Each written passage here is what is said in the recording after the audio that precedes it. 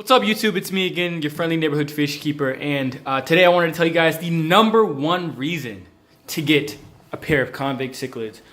So back here I have a pair of pink convicts. You know, they're just doing their thing, living their lives. There goes the male right there, and then in this cave, the female, it lives with a bunch of little eggs in there. There's no way you guys are going to be able to see them, but just take my word for it, trust me. There's a pair, male and female, with a bunch of eggs. These are pink convicts, not the wild type convict. But the reason I'm making this video is because how tenacious these fish are. Like, they are the smallest fish in this tank except for the little Texas right there. But they hold their own. There goes the female. Hi there. She's shy in front of the camera, which, I mean, the phone's easily 10 times as big as they are, so it's understandable. But yeah, wow.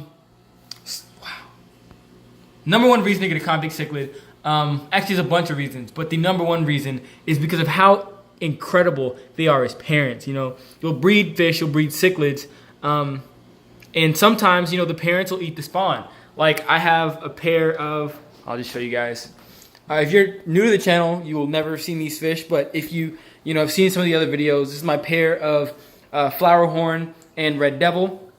They spawned recently, but the eggs, I'm assuming, didn't hatch. Either they didn't hatch or they ate the spawn. It was their first spawn. They're young, and he might not be either sexually mature or he might just be infertile, like, entirely. But that'll be another video where maybe I explain that more. But yeah, so you see this red Texas right here. Actually, not a red Texas. I did a little bit of digging, found out she is a Herichthys Carpentis Escondido. So she was sold to me as a red Texas, but in reality, she's not even a Texas cichlid. She's a pearl scale cichlid, and she's a variety of pearl scale cichlid that has some of that beautiful red in it. That being said, she's still a gorgeous fish. Like, once her tail grows back, truly phenomenal specimen. I really want to talk about my plans with those, but I'll make it another video. So anyway, I have, you know, a male Salvini fish whose sex I don't know yet, but a Mayan cichlid and a male green terror. And these fish keep them all at bay, like, with no problems whatsoever. The only issues they have are, like, today. Oh, I guess, yeah, here it is. So I decided to do a little bit of an experiment.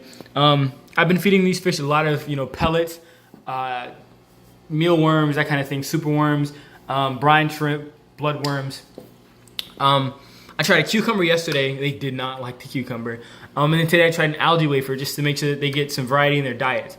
So I fed it out here, and I learned first and foremost that I have two very food-driven, very tenacious fish. That is the gorgeous Mayan cichlid and the handsome Salvini. They are monsters, and maybe I'll film their feeding one day. And you can see, you know, the bellies on these fish compared to the other fish. They are always full. They will never miss a meal. But yeah, so they were over here fighting over the algae wafer pretty viciously, and it was impressive to see. But yeah, so they were fighting over the algae wafer, and then the Mayan ended up getting a hold of it, and when he or she did, they moved it over here, and then they dropped it. And when they dropped it into the freaking Area 51 over here, the point of no return, where things just go to die, things go to disappear, never to be seen again. He dropped it in here into the territory of these convicts. They control pretty much from that shell this whole little back wall, and then they will chase fish to right around that PVC is where they'll stop chasing them. And the little Texas gives them a run for their money, you know, trying to hold that little territory. The smaller of the two green terrors tries to give them a run for their money. For the most part, they are beasts when it comes to parenting. The Texas comes over, is eating this algae wafer right here in the middle of their territory. What does the male do? The male's over here trying to get at the Texas. The Texas is like, gosh, if the Texas bit the male, that would be the game over. That would be the end of him. Because she is just that much bigger than them. But these little fish are tenacious. So even with all these predators in here, I wouldn't be surprised if, you know, they got a couple of their fry to adulthood. But if you give, you know, a pair of convicts a tank to themselves, they breed like rabbits. That being said, that's part of the reason that they're, you know, not not as exciting to breed as some of the rarer species, as some of the harder to breed species. But if you are just getting into convicts, pink convicts, black convicts, marbled convicts, they're all the same species, just different, breeds of them. But they are some of the most amazing fish parents. I have never had a convict pair, first and foremost, break up. Secondly, eat their spawn.